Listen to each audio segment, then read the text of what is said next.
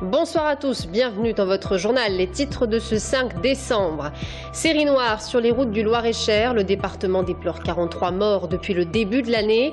La préfecture se mobilise et appelle les automobilistes à plus de vigilance et de prudence. Coup d'envoi du Téléthon en Indre-et-Loire. 2000 bénévoles sont à pied d'œuvre. L'an dernier, 755 000 € ont pu être collectés. Les bénévoles se mobilisent pour soutenir la recherche contre les myopathies. Direction Fondette ce soir. Nous rejoindrons Anaïs Michaud et Thomas Blanc en direct de l'espace municipal de la Choisille. Et puis l'ouverture de la LGV Tours Bordeaux en 2017 suscite des inquiétudes. Elle pourrait en effet entraîner une baisse du nombre de dessertes en gare de Saint-Pierre-des-Corps. Le comité d'usagers LGV Touraine 2017 tire la sonnette d'alarme et interpelle les élus. Bonsoir à tous. La préfecture du Loir-et-Cher interpelle les automobilistes. On compte en effet à ce jour 43 morts sur les routes du département depuis le début de l'année, contre 31 sur la même période en 2013. Une série noire qui s'explique souvent par un relâchement des comportements. Romain Delville. Bleuir l'horizon et les ronds-points. En Loir-et-Cher, police et gendarmerie vont accentuer les contrôles routiers dans les mois à venir. D'abord, si vous voulez, la lutte contre l'insécurité routière, c'est de la visibilité. Il faut que les gens nous voient. Dans un second temps, ce sont des contrôles. Et dans un troisième temps, si c'est nécessaire, il y a de la verbalisation. On parle de peur du gendarme ou de la peur du policier. Il ne faut jamais, surtout à aucun moment, relâcher notre action parce qu'on voit que si on est moins présent sur la voie publique, les gens se relâchent. La route ne tue pas, tient-on à préciser en préfecture. Ce sont les comportements irréguliers qui créent les accidents et causent la mort parfois. Un constat relevé quotidiennement par les gendarmes. Plus de 40% des accidents sont liés à des grandes vitesses. Plus de 16% des accidents sont liés à l'usage, à la consommation d'alcool préalable. Et le chiffre des accidents liés à l'usage de stupéfiants est également en forte augmentation. Depuis le début de l'année, 43 personnes sont mortes sur les routes du Loir-et-Cher contre 31 sur la même période en 2013. Et derrière ces chiffres, il y a aussi des familles brisées. Nous adapterons notre politique de contrôle sur les grands thèmes de la sécurité routière, la vitesse, l'alcool bien entendu, mais aussi le respect des règles essentielles. Je pense notamment à ce qui concerne l'utilisation du téléphone portable au volant qui doit être absolument prohibé. En 2014, 1700 permis de conduire ont déjà été retirés à leurs propriétaires et l'on compte une augmentation de 20% des verbalisations liées à la vitesse, à l'alcool, aux stupéfiants, les trois plus grandes causes d'accidents mortels sur les routes. À Ballon-Miré, hier, un enfant de 3 ans a été oublié dans un bus de ramassage scolaire. Il y est resté 2 heures avant d'être retrouvé par la directrice et une enseignante de l'école.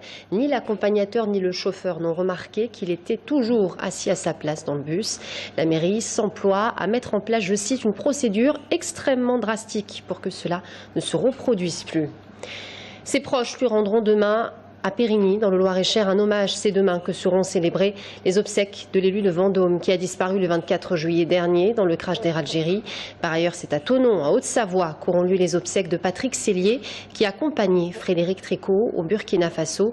Il fut directeur des services techniques à la mairie de Vendôme. Je vous rappelle qu'on déplore 116 victimes, dont 54 ressortissants français. Soutenir la recherche contre les myopathies, le Téléthon, ça a commencé et c'est jusqu'à demain. En Indre-et-Loire, 2000 bénévoles sont à pied d'œuvre. Des bénévoles d'ailleurs de plus en plus jeunes qui se mobilisent. Près de 200 manifestations sont prévues sur l'ensemble du département. Il faut savoir que l'an dernier, 755 000 € ont pu être collectés, soit une augmentation de 1% par rapport à l'année précédente. Alors forcément, cette année, on attend toujours plus de dons. Bonsoir Anaïs, vous vous trouvez justement à Fondette, à l'espace municipal de la Choisille. Alors oui, ici dans le gymnase de Fondette, en fait, qui se prépare, c'est un grand tournoi de futsal. Quelques chiffres pour le Téléthon, donc vous l'avez dit, 2000 bénévoles, ce qui est quand même énorme, 200 défis sur 2 jours, donc c'est quand même considérable, ça c'est pour tout l'Indre-et-Loire. Ce que je peux vous dire aussi, c'est que du coup 750 000 € ont été récoltés l'an dernier, on en attend plus bien sûr cette année. La grande inconnue, ce sera combien? Aujourd'hui, je me trouve avec Sébastien Marc. Vous êtes donc champion paralympique. Vous avez fait, vous avez un titre même de champion d'Europe, de champion du monde. 7 médailles, vous me disiez tout à l'heure, c'est énorme. Aujourd'hui, vous êtes parrain du Téléthon cette année en Indre-et-Loire. Pourquoi cet engagement-là ?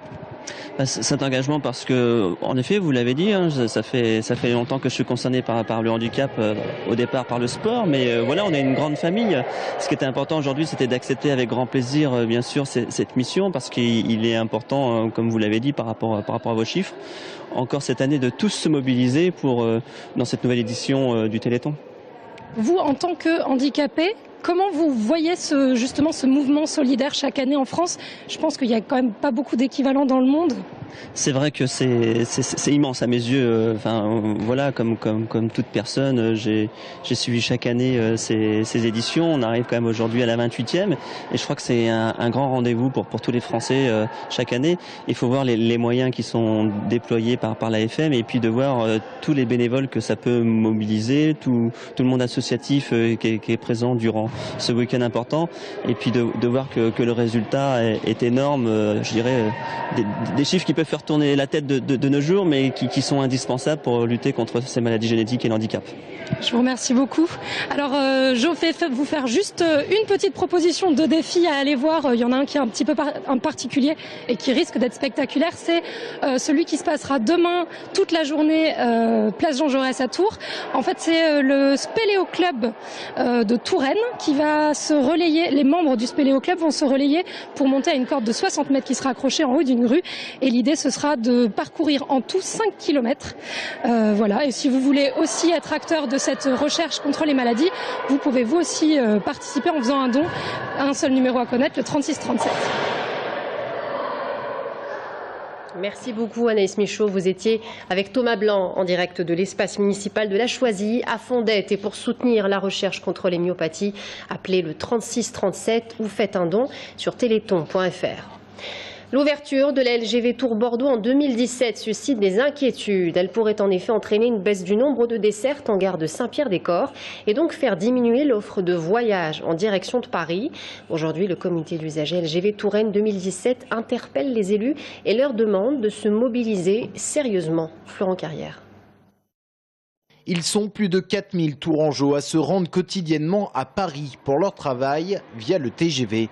Un service utilisé la plupart du temps aux heures de pointe et une liaison essentielle pour le territoire de la Touraine, d'où la mobilisation des usagers mais aussi des élus pour conserver une desserte satisfaisante de la gare de Saint-Pierre-des-Corps après 2017. Nous estimons, et c'est bien une estimation de la part de l'association, que 2 TGV le matin et 2 TGV le soir disparaîtront. C'est-à-dire qu'au lieu de 6 liaisons aller et 6 liaisons retour, nous descendrions à 4 aller et 4 retours en heure de pointe, encore une fois. Si le nombre d'arrêts en gare de Saint-Pierre peut baisser après 2017, c'est que la SNCF souhaite vendre le Paris-Bordeaux en 2h05. Avec ce temps de parcours, pas question de s'arrêter en route. Le nombre de trajets directs serait par ailleurs doublé, d'où un problème de saturation de la ligne. Et c'est le Tour Paris qui pourrait en faire les frais. C'est donc tout le territoire qui doit se mobiliser. Tous les élus ne sont pas pour l'instant sur le pont. Et je pense qu'il va falloir faire assez rapidement parce que autour de mi-2015, le dossier sera plié. C'est-à-dire qu'on ne pourra plus rien faire. Ce sera très difficile de faire évoluer les horaires entre Tours et Paris. La crainte de ne pas voir les élus se mobiliser à temps. Pourtant, les parlementaires Jean-Patrick Gilles et Marie-France Beaufils, ainsi que le maire de Tours Serge Babary, se sont largement emparés de cette problématique. Mais chacun semble aller de son initiative. Le front commun semblerait ne pas exister. Il n'y a aucune raison d'alarmer la population, par principe. Les élus font leur boulot. Nous avons des discussions constantes et régulières avec la direction régionale de la SNCF ici. Je vais être reçu dans quelques jours par le président Pépi qui sera en déplacement en Touraine. Et puis moi j'ai obtenu un rendez-vous avec le ministère des Transports tout début janvier pour faire part de nos inquiétudes et de nos désidératas. La desserte Tours-Saint-Pierre-des-Corps, autre question qui se pose pour l'après 2017.